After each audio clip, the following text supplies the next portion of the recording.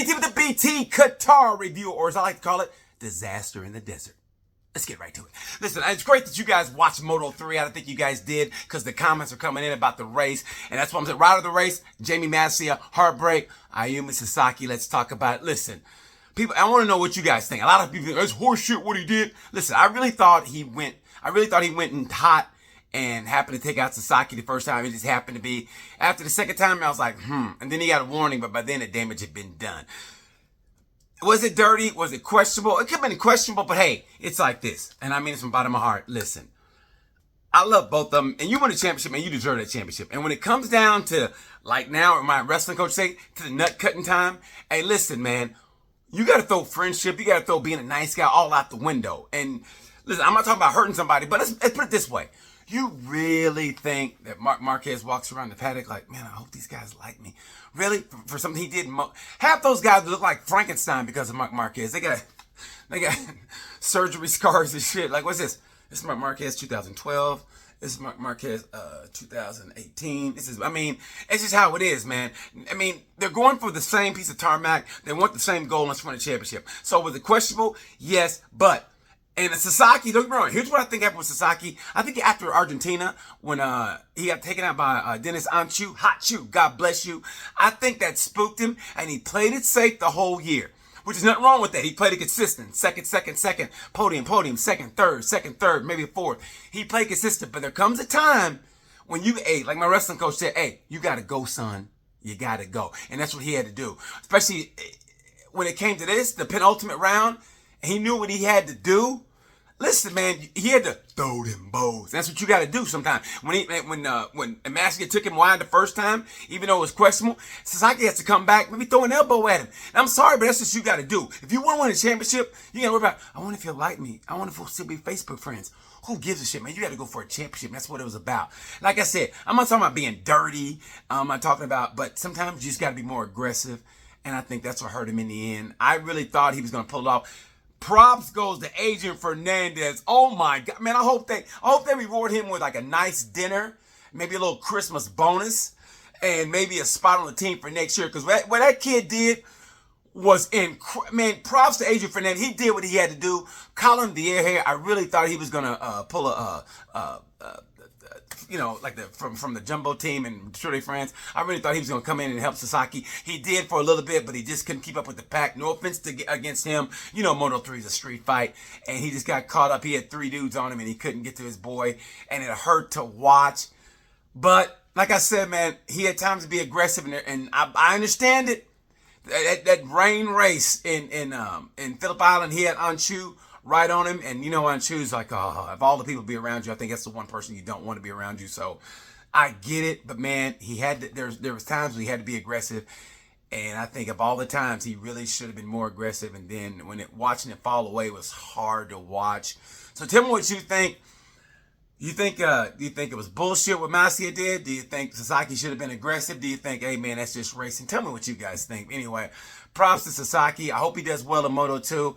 And like I said, man, sometimes you just got to throw caution to the wind, and you got to be a dick. That's just how it is. Moto 2, how nice of it was Pedro Acosta to take the weekend off. It really was. Like, you know what? I already won the championship.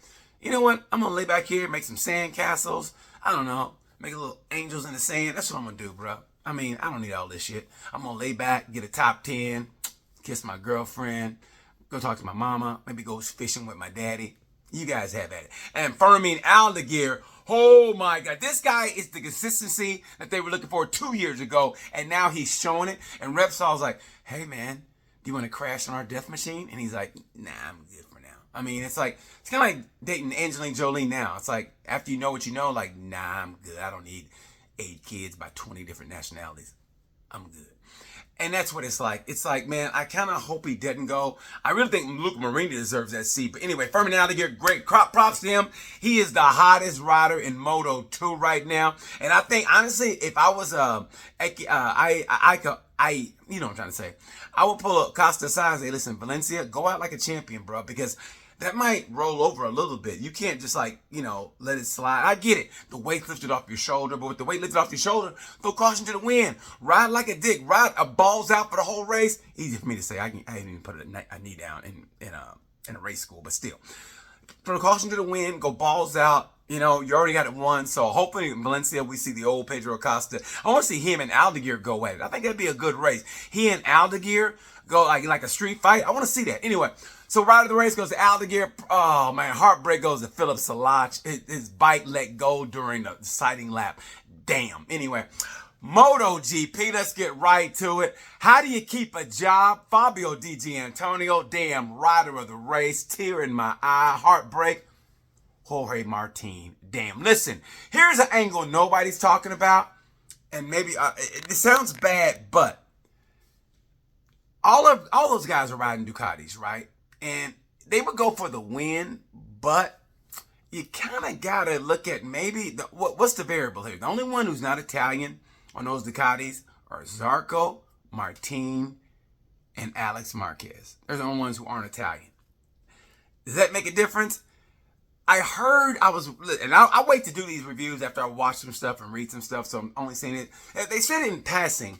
They said, you know, the Italians on the Italian bikes, and I thought, no. I don't know if it makes a difference, but I've never seen Martin's starts be this bad before. I've never seen him spin like this, even in practice and watching the race. That was hard to watch. You know, it's like watching divorce unravel. It's like watching a relationship unravel in front of you, like, oh. Like, hey, you want to go out? And she's like, no, I'm busy. You know, she's sleeping with somebody else. You go, oh, man. And that's what it's like. It's like watching the championship just slip away. He's 21 points down. Can you do it? Yes. Will he do it? Oh, man. I mean, who knows? But let me tell you something. We still don't give Pecco props.